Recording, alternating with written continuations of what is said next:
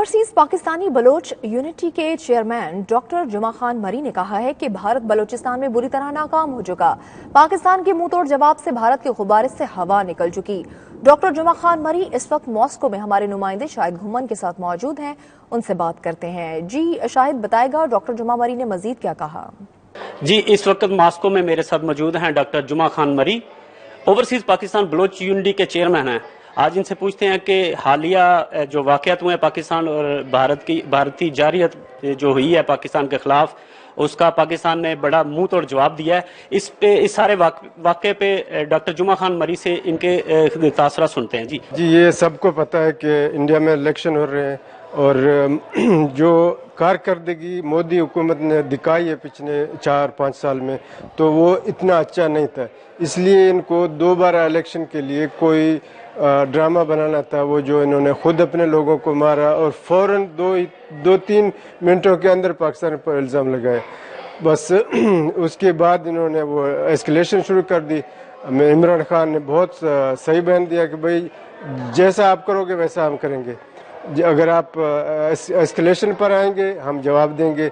और इन्होंने जो अग्रेशन किया उनको मुंह तोड़ जवाब मिली, जिनकी उनकी मतलब इतनी रुसवाई हुई कि उन्होंने अब बाद में शायद अपने अंदर रो रहा होगा कि मैंने ये गलती कर ली क्यों।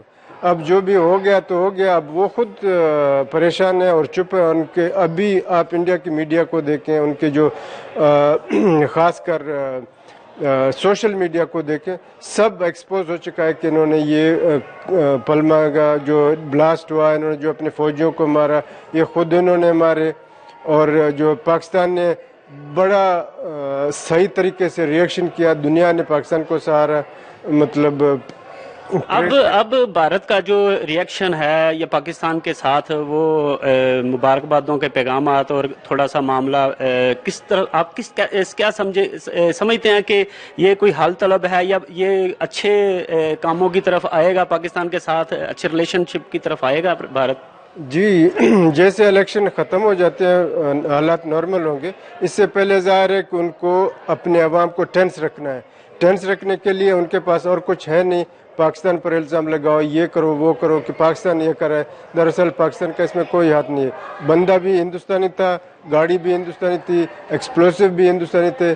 तो इसमें ज़ाहिर है कि इलेक्शन कैंपेन के लिए इनको कोई रीज़न चाहिए था अपने बेवकूफ़ लोगों को बेवकूफ़ करने के लिए, लेकिन लोग बेवकूफ़ नहीं हुए, ना हिंदुस्तान में बेवकूफ़ हुए, ना पाकिस्तान में बेवकूफ़ हुए। जी, आप सुन रहे थे कि डॉक्टर जुमा खान मरी कह रहे हैं कि ये इंडिया जो भी कर रहा है ये इलेक्शन तक ही होगा और इलेक्शन तक ये झूठे ड्रामेबाजियां करता रहेगा। और इसके साथ ही उन्होंने अपने बलोच भाइयों को जो नाराज़ हैं पाकिस्तान से, उनको फिर दावत दी है कि कौमी धारे में आएँ और पाकिस्तान के साथ मोहब्बत और जोश के साथ चलें।